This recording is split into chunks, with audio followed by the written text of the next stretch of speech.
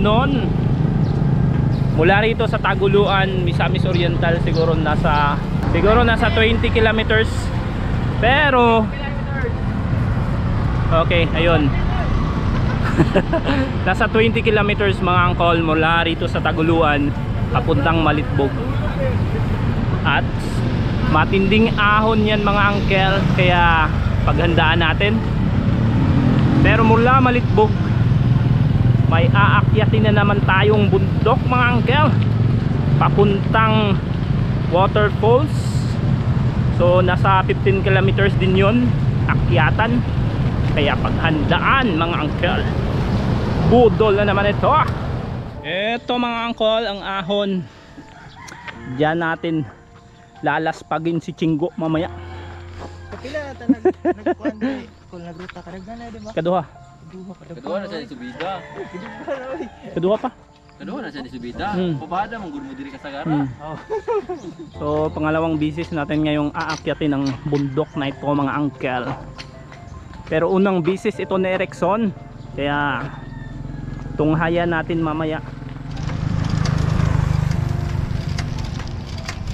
Yan mga angkel, yan yung mga pagmumukha ng mga poodle master. Oo, matinding akyatan ba ito mga angkel? Ayun.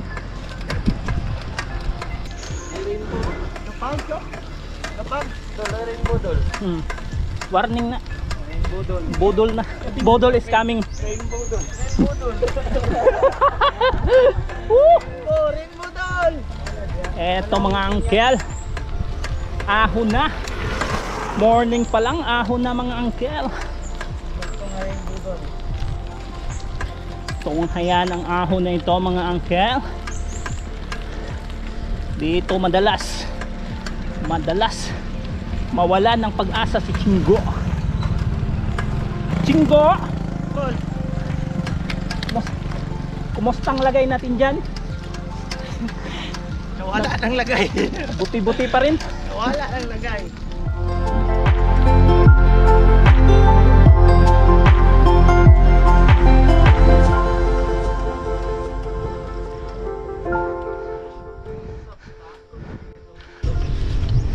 Ito si Chinggo, hindi pa nalaspag mga angkel.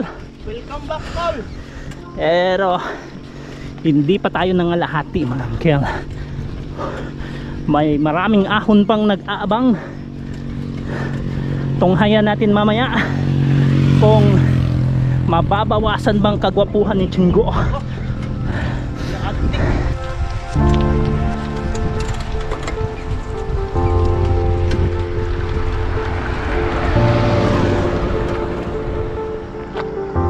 Eto mga angkol, konting pahinga kasi napakaganda ng view.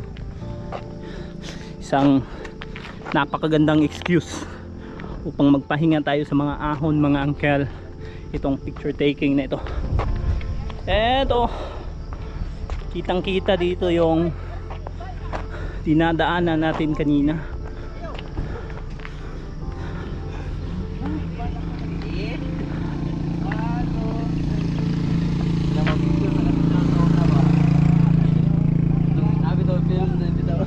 Yan si Chinggo mga angkel. Chinggo the photographer. Ito pa autographer. Autographer.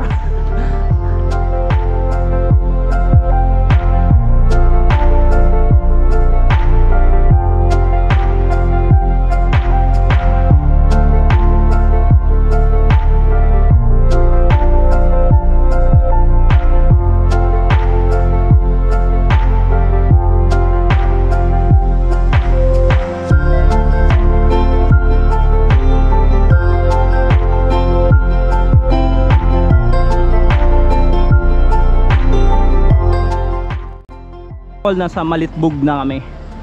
So napakaganda ng mga tanawin dito, lalo ng bundok na yan. Sayang hindi natin naabutan yung fogs mga angkol. Kadalasan dito pag umaga nasa baba yung mga fogs, kaya napakaganda sana ng tanawin.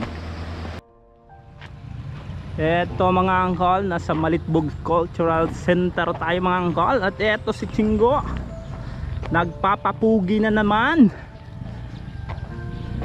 So napakaganda ng kanilang cultural center mga angkel. Oh, hindi man mo yung tubang sa mua. Kita na ano kung bahada ang likod. Yan tubang sa mua ba? Ano ba? Ano, apil ka? Ano?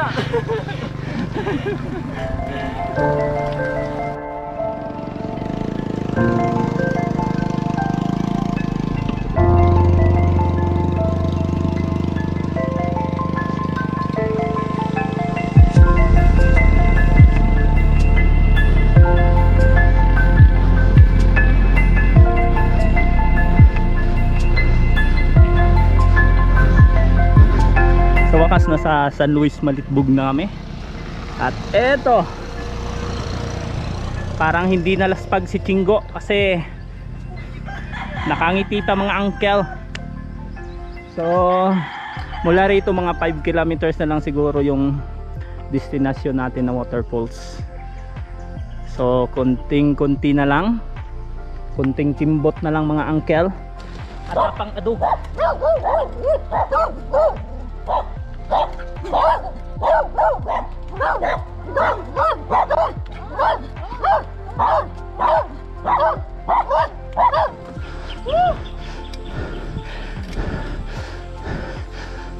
Ang hirap mga angkol, itong ahon tapos atakutin ka ng aso. Whew! Yan yung waterfalls na pinuntahan natin noon, yung Tingag Falls. So minsan na tayong nalaspag sa lugar na yan, pero kitang kita dito. Dito na naman tayo magpapalaspag mga angkol.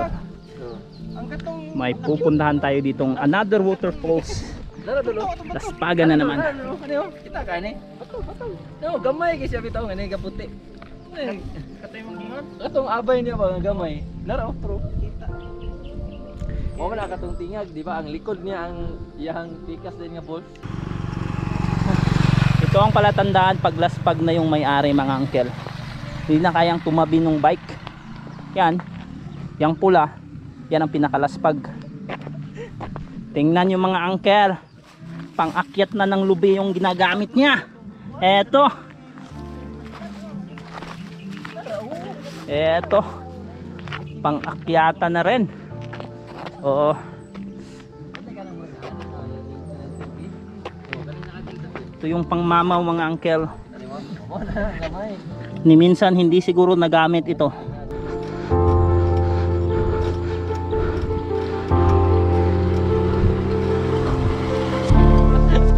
Langit na. Puntang langit. 5 na lang plate.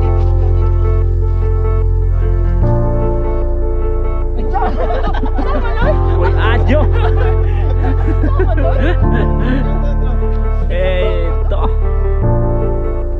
Ito mga angkol, yon yung pugs nakikita mga angkol. So konting-konti na lang masasalubong natin yung pugs na yan mga angkel. So napakalamig na ng paligid, siguro napakalamig din sa waterfalls ngayon. Pampaalis laspag mga angkel.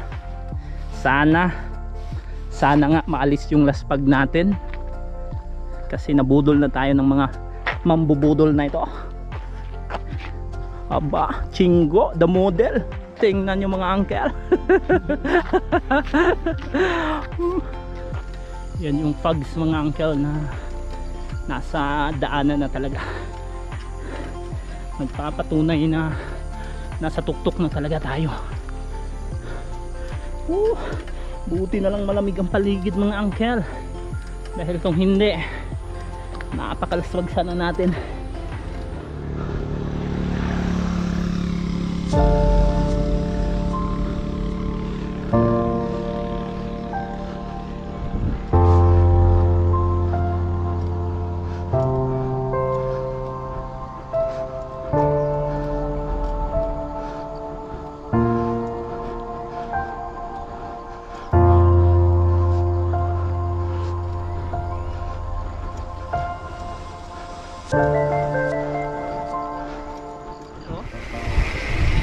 Ito ang nagpapaganda ng ruta natin mga angkel.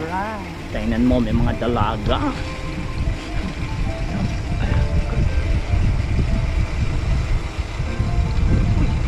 Siya, murag pababa ni. Baba nga ni. Siya, tanaw dira to sa map. At hindi sa tapat dalos-dalos. 1 kilometer ah. Dola.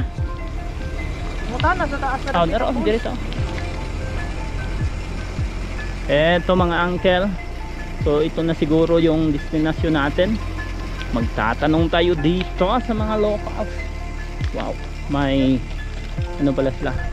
Parang signal station dito mga uncle. Pero nagtungod na diya sa GPS. Oh, dungod na diri. Wala ka madunggal. Karon no, madungog na no. Unsa na nga lugar diri go? Hindi makita na iba pa. San Migara. Pero ang problema ang gianan daw kay private na. Ni. Daghan man lagi naka-upload sa Facebook. Oh, pwede mo na mga agila, tuson lang daw ka dito. Dili na dapat sa tagiya. Nga ano niabot ka dito. Pwede lang natin. So ayan to mga uncle, kailangan naming magpaalam doon sa may-ari. Kasi private property pala itong falls na pupuntahan namin.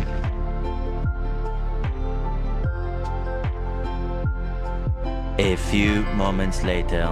Eto! Tingnan nyo, ang ganda-ganda! Eto mga angka, napakaganda! Okay. Okay. Okay.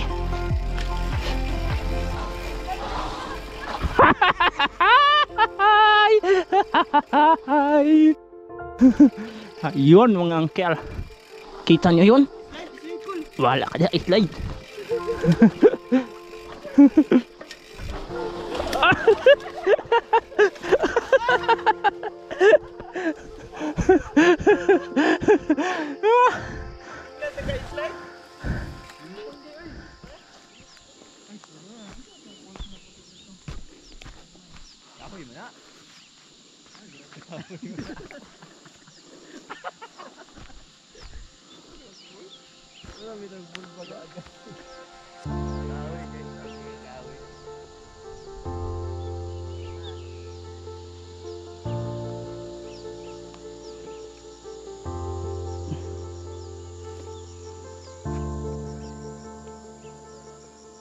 Nice kayo mo tanaw diyo.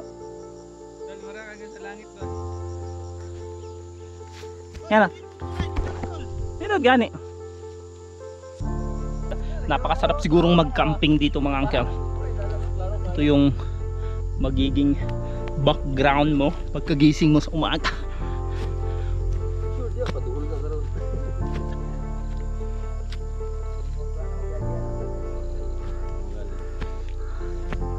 Dol, doon na ako mo nang dalan dolo. Ayun na ba. Dalan tayo ngon. Oh, bud.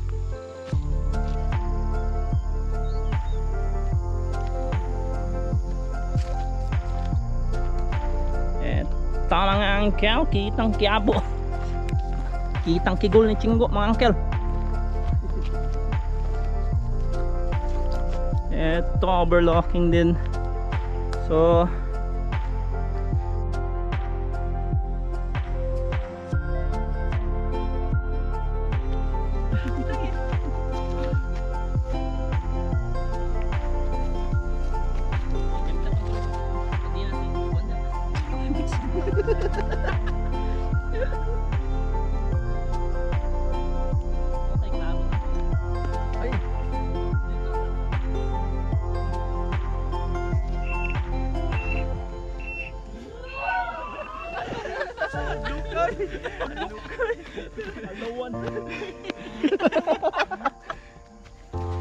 Kita na kayo. Kita na kayo. welcome to the jungle mga uncle. Kita na kayo. So ito mga uncle, nandun yung fall sa baba.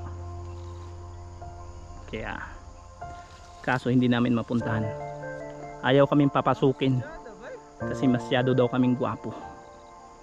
Eto Uncle Budol, the cameraman.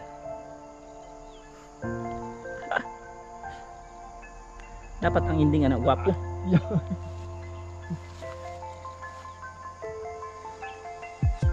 So So eto, unti-unti na natin nakikita yung bundok sa kabila.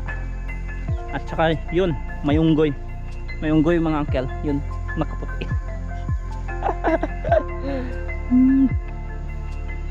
So eto, balak ni Budol Nil na bababa kami doon para aakyat na naman kami sa kabila.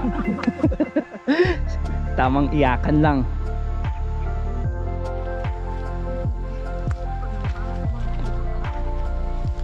May pa, pero